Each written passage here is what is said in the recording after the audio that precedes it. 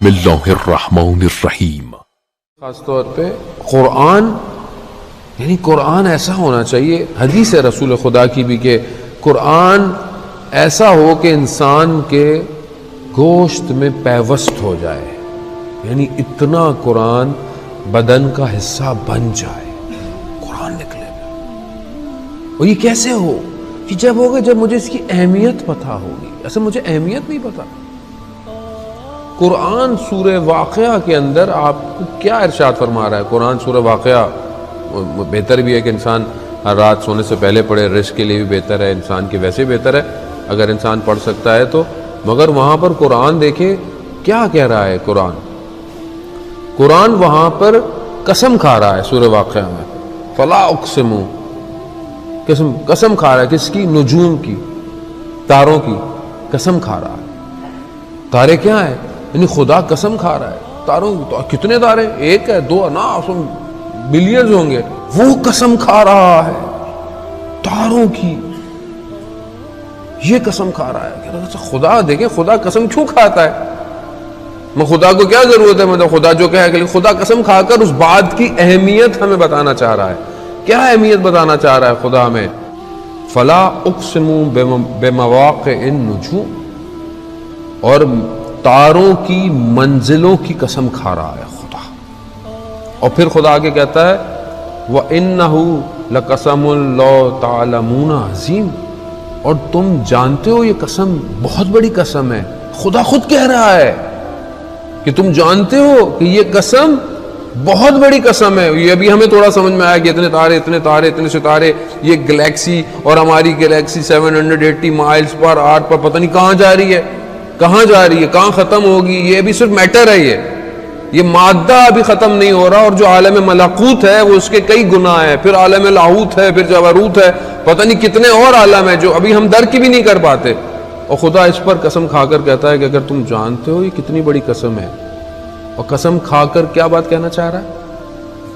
انہ لقرآن کریم، کہ یہ جو قرآن ہے یہ کریم ہے، محترم ہے۔ اتنی قسم کھا کر یہ بتانا چاہ رہا ہے۔ یہ بات ہلکی ہے، یہ بات مطلب ایسی ہے۔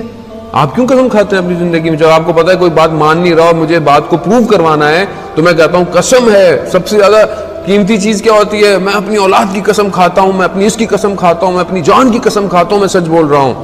کیوں؟ تاکہ میں اس بات کی اہمیت کو اپنے سامنے والے کو دکھانا چاہتا ہوں۔ خدا کیا کہہ رہا ہے؟ تاروں کی منازل قسم، اور جان لو کہ یہ بہت بڑی قسم ہے کہ یہ قرآن کریم ہے، یہ قرآن محترم ہے۔ آگے کیا کہتا ہے؟ فی کتاب مکنون، جسے ایک پوشیدہ کتاب میں رکھا گیا ہے، لا یمس الا المطہرون، اور اسے پاکیزہ لوگوں کے علاوہ کوئی چھو نہیں سکتا۔ اب یہ تو ہمارے فقہ میں بھی ہے کہ اگر آپ باوضو نہیں ہیں آپ قرآن کو مس نہیں کر سکتے، اس کے جو لکھا ہوا ہے قرآن جلد پکڑ سکتے، یہ تو ظاہر ہے۔ باطن میں کتنا پاک ہونا پڑے گا جب قرآن کو آپ مس کریں گے اندر سے۔ قرآن کیوں نہیں نفوذ کرتا میرے بدن میں؟ میں پاک نہیں، میں اپنے آپ، خدا نخواستہ آپ کو نہیں کہہ رہا، میں اپنے آپ کو کہہ رہا، قرآن میرے اندر نہیں جا رہا۔ کیوں نہیں عشق مجھے قرآن سے؟ میں ہر چیز پڑھتا ہوں، انسان لذت ہونی چاہیے نا، انسان کو محبت ہونی چاہیے، خوب چاہے چھوٹا ہو، چاہے بڑا ہو، چاہے ماں ہو، چاہے باپ ہو، چاہے بیٹی ہو، کوئی بھی ہو، یہ تو سب کے لیے ہے۔ اس کی کلاس تو سب کے لیے ہے۔ یہ وہ واحد کتاب ہے کہ یہ نہیں کہہ رہی ہے کہ نہیں چھوٹے اسکول میں نہیں پڑھنا تو بڑے، نہ، سب کے لیے پڑھنا ہے۔ اب ماہ رمضان میں امام رضا علیہ السلام سے روایت ہے، درود بھیج دے محمد والے۔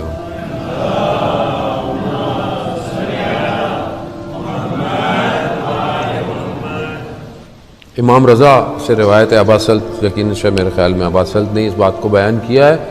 روایت یہی ہے کہ امام رضا ماہ رمضان میں 3 دن میں ایک قرآن ختم کرتے تھے۔ بہرحال ان کے لیے تو وہ نہیں تھا، لیکن امام ہمیں دکھانا چاہ رہے ہیں کہ پر ڈے 10 پارے، ایک دن میں 10 پارے پڑھتے تھے اور 3 دن میں قرآن ختم ہوتا۔ امام تھے، وہ کیسے ہو سکتے؟ امام تو کر سکتے ہیں، ہم نہیں کر سکتے۔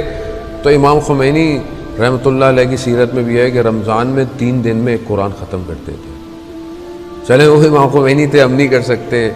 دیکھیں, ایک پارہ پڑھ سکتے؟ نہیں پڑھ سکتے. چل ایک پارہ بھی نہیں پڑھ سکتے.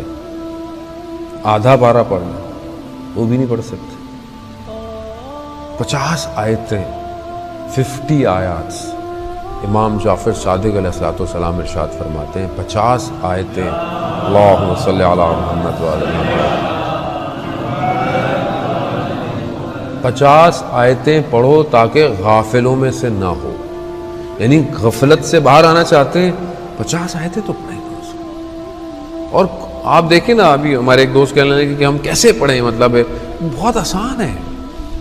اگر آپ ہر نماز کے بعد 5 منٹ بھی پڑھتے ہیں قرآن تو 25 منٹ آپ کو ویسے ہی مل جائیں گے. 5 منٹ اور ایکسٹینشن کر لیں, 30 منٹ میں ایک پارہ ختم ہو جاتا ہے. اگر آپ کی عربی بہت اچھی نہیں ہے تو ایٹ لیسٹ آپ اپنے ساتھ ریکارڈر پہ لگا لیں, موبائل پہ لگا لیں, ٹی وی پہ لگا لیں اور ساتھ ساتھ پڑھتے رہیں. گاڑی میں جا رہے ہیں پڑھتے رہیں, آفس جا رہے ہیں پڑھتے رہیں. تھوڑا سا, یعنی تھوڑی سی کوشش کریں اور کوئی کام میں فرق نہیں آئے گا. آپ ٹینشن نہیں لیں, یہ میں آپ کو گارنٹی دوں. اللہ تعالیٰ خود آپ کے کام میں برکت ڈالے گا.